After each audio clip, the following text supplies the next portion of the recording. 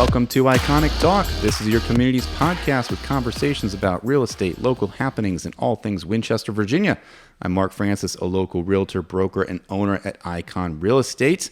I'm so excited to share everything about Winchester, Virginia, and beyond with you. If you want to be an informed, savvy real estate consumer in today's ever-changing market, you have come to the right place. Well, thank you so much for joining us once again here on episode 107 of Iconic Talk. You've got yours truly here for today in the host seat, but we actually have an amazing guest. So I'm going to just briefly dive right in and get the introductions out of the way. Historically, you've heard from us real estate agents who share our market knowledge with you and give us our updates and predictions and information about the state of the union of the real estate world. Well, there are other individuals on this planet who also can speak into what the pulse of the real estate market really truly looks like. That is an appraiser. Just quick background, an appraiser is someone who goes from house to house when they get orders to evaluate the price of a home. More importantly, specifically when a house goes under contract, the bank is going to loan people money, and they want to make sure that they're lending the money fairly and wisely. So they hire and use appraisers to evaluate the price of a house. So once a house goes under contract, the process gets rolling. The buyer is going to use a specific lender, and that lender has them fill out paperwork and information, and then they will hire an appraiser. They put a bid out to different appraisers in the world, and the bid gets accepted, and then that appraiser within the next week or two goes out there to the house in person, measures it, evaluates it, takes pictures, and then comes back, crunches numbers, and gives a full blown out appraisal report based on comparable houses that have sold in the area. That's my version of an appraiser. If you want to hear a more official opinion of what an appraiser does, you can go back to our episode number 6, one of the very first episodes of Iconic Talk, where we shared just kind of what happens with an appraiser by interviewing a local appraiser, William Orth. I felt it was high time to have him come back, not necessarily give the details of what he does on a day-to-day basis, but get his expert opinion on the market and the pulse of the market from that unbiased source. Realtors, yes, we have specific takes on the market, and we can share with you what we think based off of our interactions with buyers and sellers. Appraisers don't necessarily have those interactions with the clients, with the buyers and sellers, but they see the dirt. They see the numbers. They are in it to really try to make sure that they are giving the most accurate and fair number out there for the bank, for the buyer, and for the seller. So I figured, like I said, it was time to get the State of the Union from someone other than a realtor. So I'm going to bring on William Orth once again to share. But in the meantime, feel free to push pause on this one and go back and listen to episode 6 so it's just so you can get the perspective of his history, where he's come from, his background, his credibility, and then you can come back and listen to this. If you don't want to listen to any of that, fire away with what we've got right here. That's perfectly fine. Just go for it and keep this ball rolling, because here's my conversation with William Orth. Well, I'm here with William Orth, and he is our expert appraiser for our Icon Real Estate office. You know, you were on, it was episode 6, many, many moons ago. And so I will point people to that episode. Okay. Knowing that, like, you can give all of the information about what you do and how you do it as an appraiser. So sounds good. Research that. So having said all that, wanted to chat with you just quickly about today's market. As an appraiser, I'll just open-ended question. What's your take? As an appraiser, that's always a loaded question. Yeah. So I do service a lot of different markets, if you will. Licensed in West Virginia and Virginia, and 11 counties throughout those two states. Wow. And so really, there's tons of different markets, quote unquote. Winchester, Frederick County market, Berkeley Springs or Hardy County or anything. So Yeah. to ask me as an appraiser that question, well, which market are you talking about? I love it. No, but that is an amazing answer because we just think in terms of just our region. Right. I always reference how don't listen to the national news reports of the doom and gloom because our area is a little insulated. It's a little bubbled. People are coming and moving into our area. But you're coming at it from a very more detailed and even regionalized perspective of our region. Right. I like that. So give us your take then. So you're talking 11 counties, probably a geographical mile radius of maybe like 60 miles. 60 miles. You got it. 60 mile radius. That's where your truck goes. Yep. Yes. So when I think of being born and raised in Winchester, we used to always think of Winchester, Frederick, and Clark. Yeah. So in those markets, Clark County is very different than Winchester and Frederick County. They restrict growth much more than Frederick County does. So the demand over there is more because it's 20 to 30 minutes closer for the commute. Right. So that market, while the inventory is very slow, the prices haven't been as impacted as other areas that still have greater growth. Since I'm talking about the commuter locations, the other two big ones are Berkeley County and Jefferson County. They're much more of a quote-unquote hot market still, rather than some of the more western West Virginia markets like Morgan County, Hampshire County, and Harder County. They're more of a commute, so we're getting in there is much higher. Even with that, you do still see different sections of the market responding differently. 18 months, 24 months, even 12 months ago, certain price points were much hotter than they are now. Right. $1 million homes were way more than they are now. And they're selling more. The one, the $1 million bracket now has slowed. Is what you're saying. It has slowed. Kind of like 700 and plus has been a little bit of slow. The buyers are still out there. But not as prevalent as what was about a year to year and a half ago. So we're seeing a lot more people come onto the market, but thinking, hey, it's still 2021 or it's still the COVID good days. And it's not. That kind of market has gone. Right. We're in a new market. Yeah. We're at a 7.5% interest rate market. Yes. So that's kind of speaking to the big picture, Yeah. the interest rates. Everybody can't get around that. Sure. So I think that's one of the reasons of why I'm excited to have you here and talk about this, because everyone's obsessed with the interest rates and they think that it's a dead market.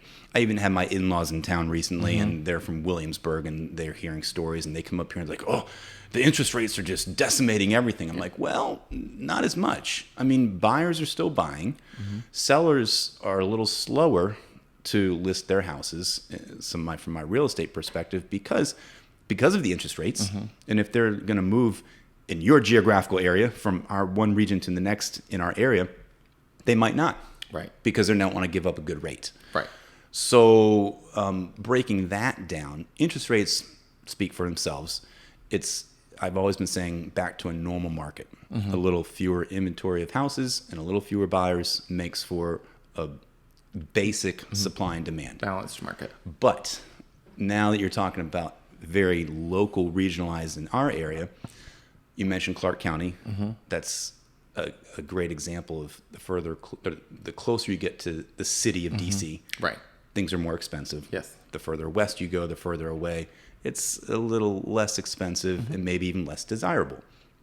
What are you seeing from the perspective of other areas, Shenandoah County, Warren County, and specifically the Virginia area? Yeah.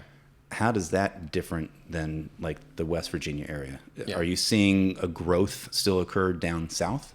Yeah, so I've been seeing a lot of, we had a big influx of new residents to the area coming from the east, coming from the Northern Virginia, DC metro area. As they move in and the locals the born and bred Frederick Countyans are selling, you're seeing some of them move farther west, farther south.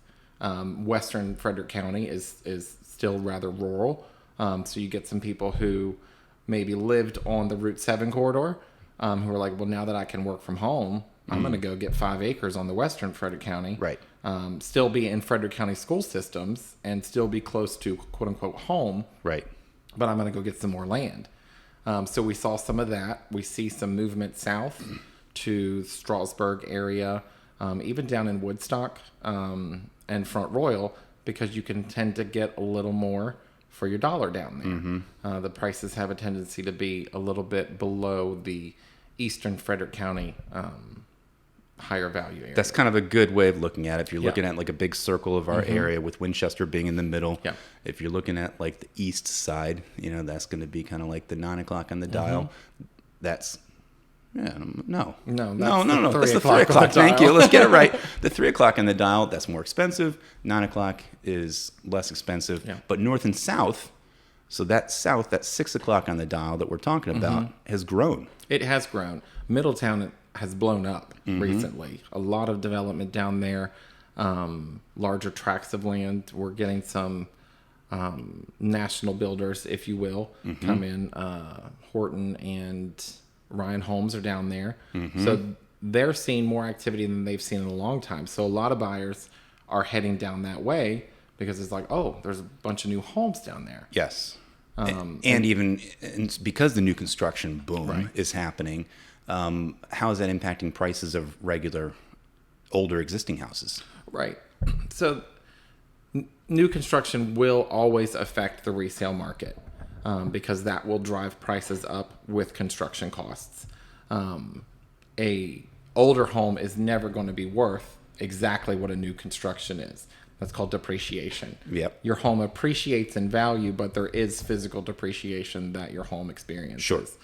But what we see is, I'll see it on an appraisal of an older home, 50, 40, 30 years old, but where they went in and they're like, hey, we got these new constructions coming in across the street. I'm going to renovate my home. I'm going to upgrade all the bathrooms. I'm going to paint everything. I'm going to bring it up to today's standards, therefore changing their quality and their condition. I'm pretty sure I've referenced those in the earlier podcast, number 6. Sure. Those are the two biggest things, is someone's quality and someone's condition. So if you can bring your condition up closer to the newer home, you're going to get closer to that newer home value. So let's talk a little bit about that, your appraiser job. So we're talking about big picture stuff like this. And the reason why you know all of this information is because you're out and about doing it every single day, looking at homes, seeing what the prices are, seeing the trends. So what are the current trends out there? Is the market growing? Because you're saying you're seeing prices staying pretty steady. But when you see houses that are in the middle of nowhere, and is there a decline? I guess is kind of my question.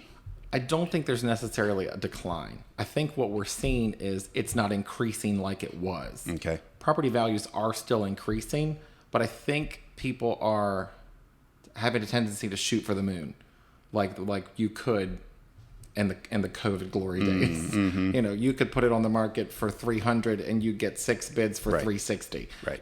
And I think those days have gone. But I think there are certain sellers that are still like, that's still here, so I'm going to shoot for the 360. And they're like, oh, I only got an offer for 330. But it's still more than the 300 that it would have been listed for. Does that make sense? Like, the property values are increasing, but I think people's thought of what the market should be, or the market they want to be in, is different. Right. So I don't really, even with some of the price changes that we're seeing now, or the price improvements, as I've seen some realtors call them, I still think that there's still an increase of value when I'm looking at the historical data.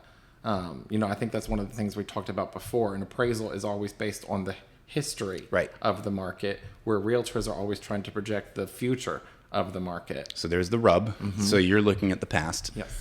Agents will look at the past when they're trying to evaluate the price of a list price of a house. But you're looking only at sold houses.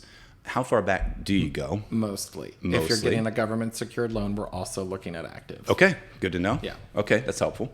How far back can I go? I can go back as far as I want. Okay. Guidelines are 12 months. I try to stay within 6 months. And it's important for you to understand the trends of our market, to know what was the market like 6 months ago or 3 months ago, and have things changed. Yeah. The earlier of a sale that I can get, the better. But sometimes the more rural of the market, I have to go back a little bit further. If I'm in a cookie cutter neighborhood on Route 7 where there's tons and tons of 4 bedrooms, 2.5 bath, 2-story colonials with a basement, right? I got plenty to pick from. Yep. But if I'm over in, Lake Isaac and Gore, not a lot of home sales. Now you're out pushing there. it. Yeah. So I got to go look at other lakefront homes in Western Frederick County. Those are a little harder to come by. So where does your opinion fall into play with doing appraisals? Are you just looking at black and white things? Because here we're talking about, understanding the market and the trends. For houses that are cookie cutter, that's pretty easy. Yeah. Black and white.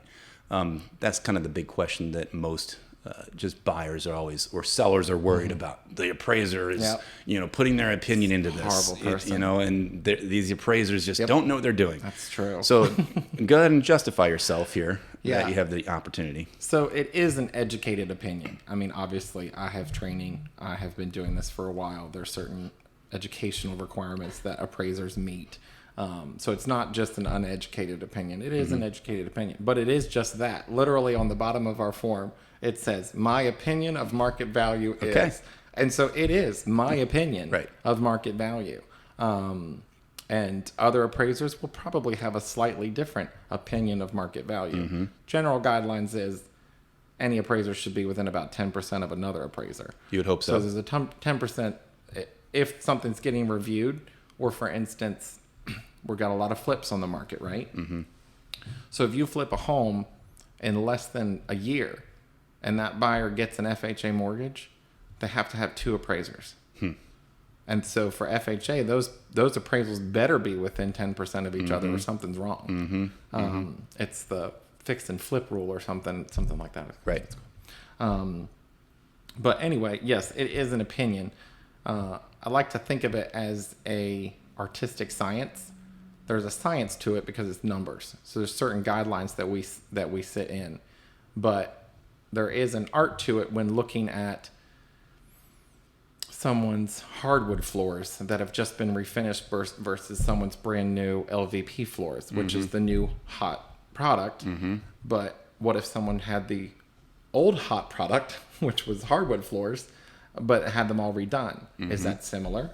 Do they look similar in quality and similar in condition? So that's kind of the art side of it, of where my opinion comes in. Yes, this person's refinished hardwood floors are comparable to this person's new LVP floors, or this person's 5-acre lot with water frontage is comparable to this 2-acre lot without water frontage. So based on that, I have a challenging, opinionated question for you. Okay. Who do you think really determines the market trends? Is it the seller who's determining the list price? Or is it the buyers who are buying the houses? Is it the appraisers who are dictating the value of the houses? Is it the real estate agents who are twisting arms of people?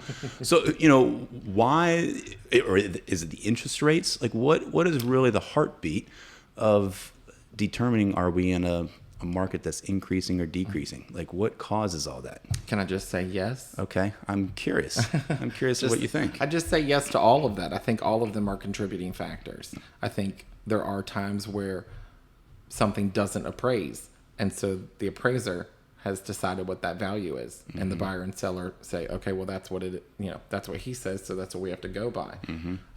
There are other situations where they'll sit there and negotiate, and the buyer will be like, wow, I'll give you $5,000 over. And there are times when realtors twist arms, I'm sure. No. But I think ultimately when you boil it down, it is the buyers and the sellers that are dictating the prices in the truest form of the market. And that depends upon whether that's the buyer's market or the seller's market. And I think we're not in either one of the markets right now. So you and I agree on that. I think there are circumstances where the seller has a little bit more, and there are certain circumstances where the buyer has a little bit more. But overall, it's very balanced right now. And that's been my take on what I mean by normal market. Right. With the supply and demand of the inventory matching and falling in line with the amount of buyers out there, homes are sitting a little bit longer. It's not like the glory days of 2-3 years ago of houses flying off the shelves if you're a seller. And as a buyer, you still need to be competitive. You can't lowball all the time. It's just fewer inventory then leads to just a little bit more angst for buyers, and it causes the sellers to still think that they have the upper hand, but they don't. I think that there's this balance that's happening right now. I saw the market shifting when I could look in the MLS and start seeing contingents for home inspections, lack of appraisal waivers, concessions come back into play. And so that tells me, okay, things are shifting out of the seller's control. Because when the seller had control, I want a cash offer with no contingencies, 10,000 over asking price, and that's not where we are. But we're not seeing, where buyers can come in and, I want 60-40 lower than what you thought. And, I want 45 days to do every inspection under the sun. It's not the crazy side either. We're not in foreclosure. You know what I mean? And when I also say normal market, I look at seasons. Winter is typically slow. Spring, things pick up and get hot. Summer, it does slow down, vacations and heat, and then fall. So my prediction would be that we're going to pick up. What's your prediction on where we're going here over these next 3 or 4 months? I think the market's going to continue as is. I mean, we did see a little bit of a slowdown with holidays and summers and so forth. But I think there is still people that need to buy a home, that want to buy a home. And I hate to sound like one of the TikTok people. Okay. But if you don't get in the market now, when are you going to get in the market? When are you going to do it? You can't sit there and play, when's the rate? I want to get in when the rates come down. Or I'm going to get in when we get a bunch of foreclosures. Neither you nor I have that crystal ball. You're speaking to my buyers. I'll slide you the $20 bill under the table right now for saying that. Because, I mean, I was the buyer once, and I did that. I was like, I don't want to pay more. You've got to get in the market. Buying is if you can buy, buying is better than renting. Because you're going to be in control of what your payment's going to be. And the conversation right now is not about rentals, but you're absolutely right. The rental market is hot. I did. No, but I'll just state that for a fact. Renting is still far more expensive than owning a home, even with today's interest rates. Right. And if you get a fixed rate mortgage, your payment's going to be $1,500 if that's what it was today, and in 5 years, and in 10 years. But your rent payment is not. Yeah. So big picture perspective, Sorry, change the topic.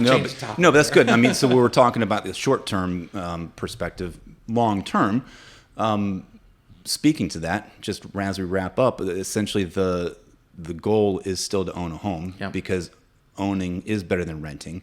And so even though the interest rates are what they are, do the best you can in the time that you believe it's time to either buy or sell. But for buyers specifically, that's what we're talking to right now. Because over time, the trends will continue to show things are going up. Your home will appreciate. Your home will appreciate. There is only a finite amount of land on this earth. And when it's all built, it's all built. Well, not around here. I know. There's plenty of places out there in those winding roads. So, but you know what I mean. Last final question, just for the fun of it. What's one of the craziest places that you've been to? Now that we're talking about remote homes, like what's one of the craziest houses that you've had to appraise in the last? I recently appraised a 4-story architect's dream, appraiser's nightmare. It was 4 stories, all glass, copper, steel construction. Wow, that seems fancy. It was 2 separate living spaces, one on one side, one on another, and it was divided by a glass hallway. Highly modern, I'm highly assuming. Modern. Yep. Highly modern. And did you make the buyers and sellers happy with your evaluation of that price? I think the buyers are happy. Okay. That's the important thing. That's the important part. Setting the market trends. Yep. The appraisers are setting the trends. There it is. You heard it here. Oh, yeah. Thank you so much, William. Thanks, I appreciate Mark. your time. Have a good one. Well, thanks so much, William. Once again, I love having guests on because they're a wealth of knowledge. I say that all the time, but William is a great guy and also knows his stuff. So I love getting just bantering back and forth about just the nuts and bolts of real estate with somebody like that. I hope it entertains you as well, because you can certainly learn a lot from listening to the guys that and the ladies that we interview and talk to here on Iconic Talk. You know, when I go and look at the numbers, I will share the current stats, and it's very in line with what we are just talking about. For this month here of August in 2023, the current inventory of houses in the Winchester Frederick area. So that I will focus on that, since he did point out that there are many little microcosms of niche markets around our area. But for the Winchester Frederick County, the current inventory of houses is 359 places for sale. Last year at this time, it was 407. So you can see the slight difference there. The new listings that came up in this month were 112 as opposed to 200 last year. However, the neat stat that will show you that the market is not declining, the average list price of this year is $483,000. Here in this month, last year, $478,000. So it is impressive to see the decline of the inventory, but yet the status of the market staying the same. Those are the facts for you. That just kind of holds just weight to what he was just sharing. The average days on market is hovering right around 35 days for the year, where it was significantly less than that last year. So it's just neat to talk shop with somebody like that who knows their stuff. Well, talking about the local area, we love to focus on the things that are happening in Winchester, Frederick County. I can't get over how impressive West Oaks is with putting on events. So every single weekend there's something, and we can't talk about it every week, but here it is again on August 18th, coming right up. We've got on Friday night an incredible couple of band acts coming in there, Chad Laughlin, and then also Blue Ridge Rain. That's the group, with an opener of Justin Stames that is starting at 5 o'clock. So admission is right at $10. Come on in at 4 o'clock. The farmers market is always open for the fresh produce, foods and beverages, everything you would ever want. They've got it happening. So tomorrow night on the 18th, check that out. But then I got to point out one of the more exciting, fun things that happens in Winchester this time of year, the Winchester Greek Festival. We promote it every single year here on Iconic Talk, and it will take place on Saturday the 19th and Sunday the 20th. Go to just that amazing spot there where they have Greek food and culture and music and experience things. I think they even say they had dances and stuff. They're at the Dormition of the Virgin Mary Greek Orthodox Church for the Greek Festival, right there on Amherst Street, right down the road from the hospital. You can't miss it. I mean, if you're driving by Amherst, you will see cars parked for days to see that. So stop by there on the 19th and 20th. Get your Greek food on. So that is going to be the key things here for this coming weekend. It's really exciting to live in town. And next week, I'm excited about sharing a little bit about the local high schools and the upcoming football season. Excited to chat about that. So you'll learn more about that next week. Well, here we are. Man, time flies by. The summer is pretty much gone. Schools are back in session, and here we go. So thanks for listening on this episode of Iconic Talk. We hope you learned something from today's episode. And remember, when you look for a real estate professional, make sure they're experienced, innovative, personal, dedicated, and available.